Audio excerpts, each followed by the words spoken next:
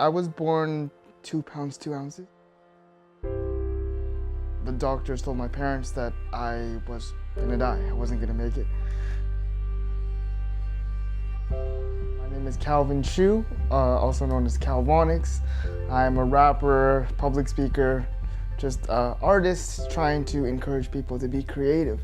And I do that by telling my story through rhyme, rhythm, and words.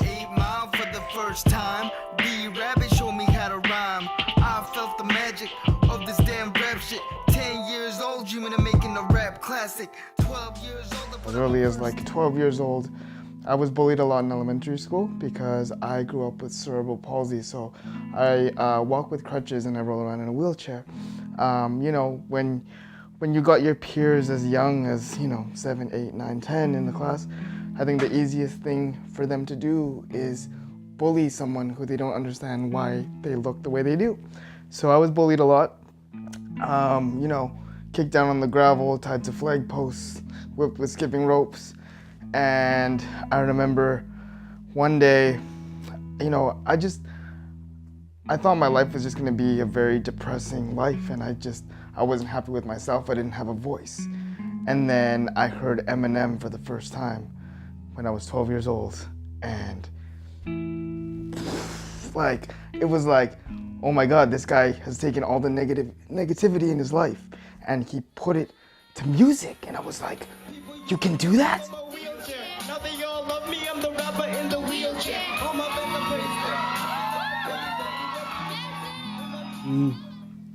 We encourage him to take anything that he's into, right?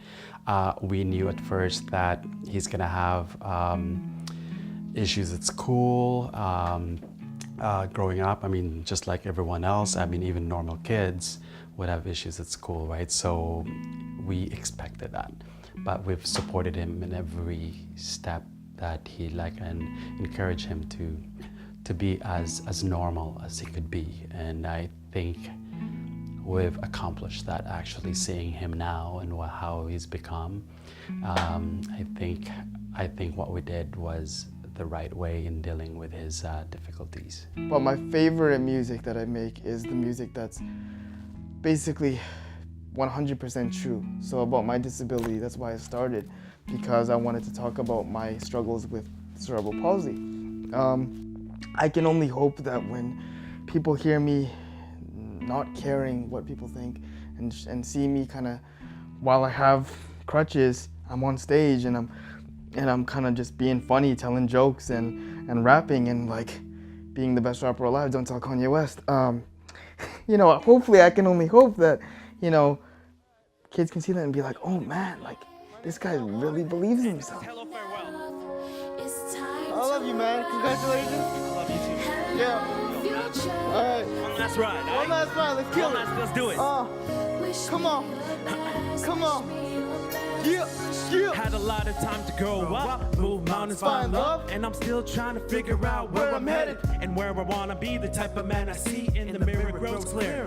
And clearly I was Rick and I met September 4th, 2008. We know the date. So picture this, man. September 4th, 2008. One of my good friends, he's like, yeah, man, come over to my house, we're having a party. My best friend was this guy named Jeff, who actually directs all my music videos now. And Rick's best friend was Jeff as well, but I didn't know Rick at all. But we don't really party.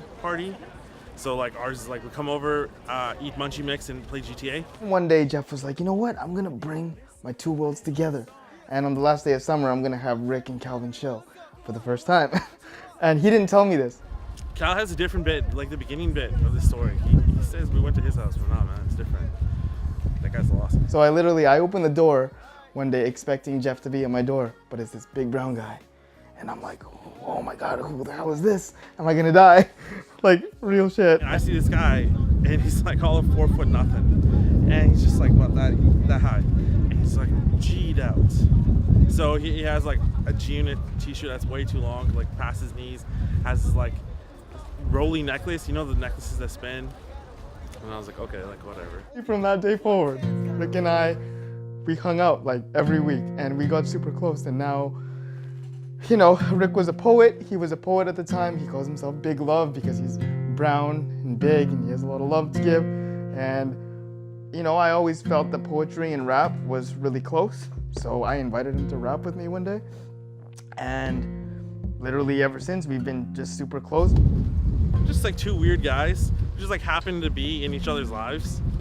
Yeah, like that's us. He's the only one, I'd say, in my life that has the true understanding for my limitations as well as everything that I can do. So he completely, like, he's the kind of guy that at a concert, he would literally put me on his shoulders and scream for everybody to get out the way because no matter where they're going, they're always gonna get there faster than me. We have this dynamic, I think, and I think a lot of people like that. Like when we're on stage together or doing anything together, it's just that like we riff off one another. But it's been like that since we've been growing up. It's nice to see like where he goes, and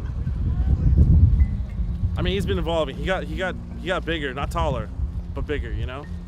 And the energy shows, and he's just becoming more of like the person he was supposed to be. Less do-rag.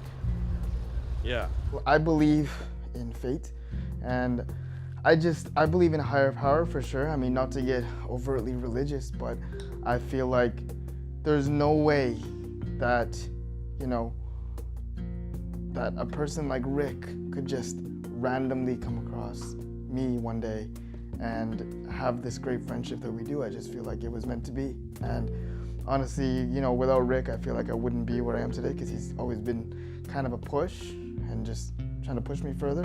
Yeah, as a rapper, he's been growing. It's good. But I think what's nice is he's taking that confidence and he's put it into counseling and put it into other things. My name is Kalvonix, and I am a fighter. I want to inspire as a rapper and a writer. Never be tired, always put up the fight. And I just want to show you that it will always get bright. I put the pen. I was part of peer support for 2 years here at Kwalin, and literally that is just a great way to exercise your counseling skills. So everything that I learned in my counseling minor, I got to talk with peers about, like, if something's stressing them out, I could talk to them. And kind of like a counselor, I'm just putting my trust in them, they trust me, and hopefully, you know, I can help them with my experience as a student. When Calvin had first started as a volunteer with the program, he was, I wouldn't say shy, but definitely more reserved than he is now. And it took a while, I think, for him to start to build those relationships and connections with others on the team and to grow confidence in himself, essentially, to do the work that we do. Since then, it's been a while since he was with us in the program, and you could just see how he started to build that confidence in himself and really believe, I think, in the work that he was doing. And he's nothing short of like being an inspirational person. And it's amazing what he's accomplished so far with all the things that he's done.